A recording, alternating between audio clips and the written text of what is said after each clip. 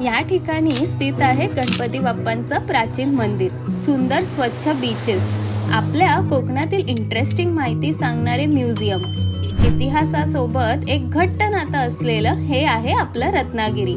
पाहूया रत्नागिरीचे काही असेच सुंदर ठिकाण माझ्या नजरेने। स्वागत आहे तुमचं रत्नागिरीमध्ये। रत्नागिरी भटकंतीची सुरुवात करूया आपल्या लाडक्या गणपती बाप्पांचं दर्शन घेऊन। खोल निळसर समुद्र आणि नारळाच्या झाडाच्या हिरव्यागार हिरवळीमध्ये वसलेलं हे मंदिर खरंच महाराष्ट्राचे नंदनवन आहे। सुमारे 20 ते 25 मिनिटाच्या रांगेनंतर आम्हाला बाप्पांचं दर्शन घडलं। भिंतीवर असलेल्या या बाप्पांच्या मूर्त्या किती सुंदर आहेत ना। दुपारच्या वेळी आलात तर महाप्रसादाचा लाभ देखील घेता येतो। मंदिराच्या समोरच आहे गणपतीपुळे बीच। इथे बरेच वॉटर स्पोर्ट्स ऍक्टिव्हिटीज करताना लोक दिसली। गणपतीपुळे हे मेन टुरिस्ट लोकेशन असल्यामुळे इथे गर्दी आणि गजबज असतेच। पण गजबज आणि गर्दी जिथे नाही सापडणार ते आहे गणपतीपुळे बीच पासून 10 मिनिटाच्या अंतरावर असलेलं भंडारपुळे क्लिफ आणि बीच। मला नेहमी एक प्रायव्हेट बीचचा एक्सपिरियन्स घ्यायचा होता, जे की मला इथे भंडारपुळे बीचवर अनुभवता आलं।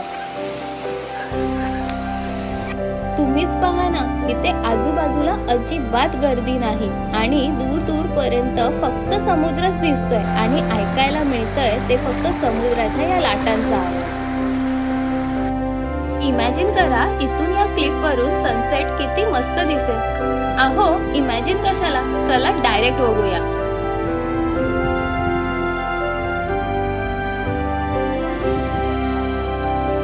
इतका सुंदर व्ह्यू फर्स्ट टाइम असा क्लिफवर बसून एन्जॉय करता आला मला।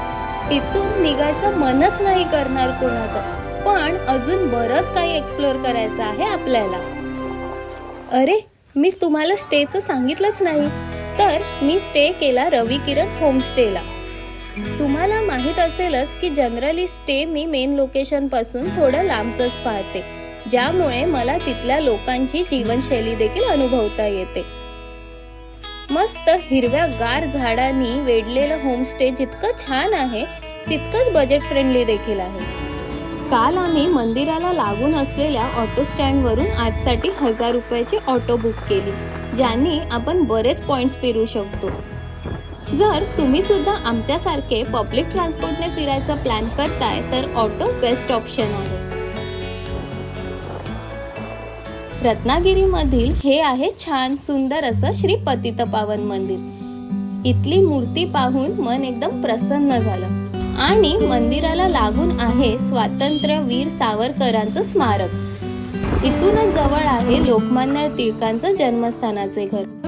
रत्नागिरी आणि इतिहासाचं किती घट्ट नातं आहे ना। तुम्ही कधी देवमाशाचा खराखुरा सांगाडा पाहिला आहे का हो? तर तेही तुम्ही पाहू शकता रत्नागिरी मत्स्यालय आणि संग्रहालयात, जिथे आहे देवमाशाचा 55 फीट लांबीचा हा सांगाडा।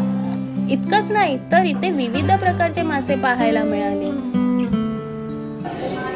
जसं की आपण पाहिलं की कसं रत्नागिरी आणि इतिहासाचं एक घट्ट नातं आहे, तसंच काही आपल्याला पाहायला मिळतं इथे जेव्हा आपण येतो आपल्या महाराजांच्या रत्नदुर्ग किल्ल्यावर, जिथे आपल्याला दर्शन घडतं इथे असलेल्या भगवती देवी मंदिराचं आणि पाहायला मिळतो निळसर दूर दूर पर्यंत पसरलेला हा समुद्र।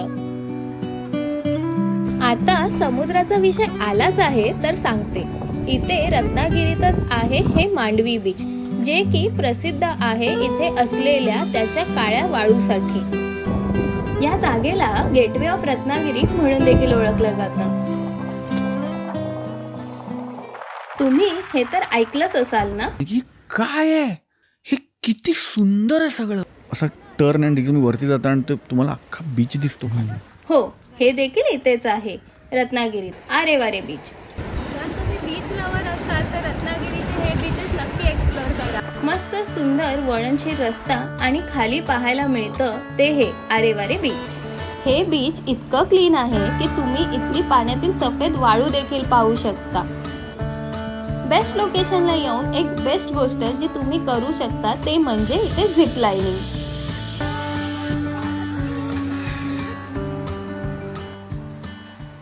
काय मग कुठल्या कुठल्या जागा नोट डाऊन केलात तुम्ही तुमच्या उन्हाळ्याच्या सुट्टीतील रत्नागिरी भ्रमंतीसाठी? इथपर्यंत व्हिडिओ पाहिलात म्हणजे व्हिडिओ नक्कीच तुम्हाला आवडली असेल. तर मग एक लाईक, कॉमेंट आणि शेअर तर बनतं. चला तर मग निरोप घेते या व्हिडिओसाठी. भेटूया आणखीन एका मस्ट विजिट ठिकाणी जिथे तुम्ही ह्या उन्हाळ्याच्या सुट्टीत येणं प्लॅन करू शकता. आणि ते पाहायला चॅनलला आत्ताच सबस्क्राईब करा. धन्यवाद.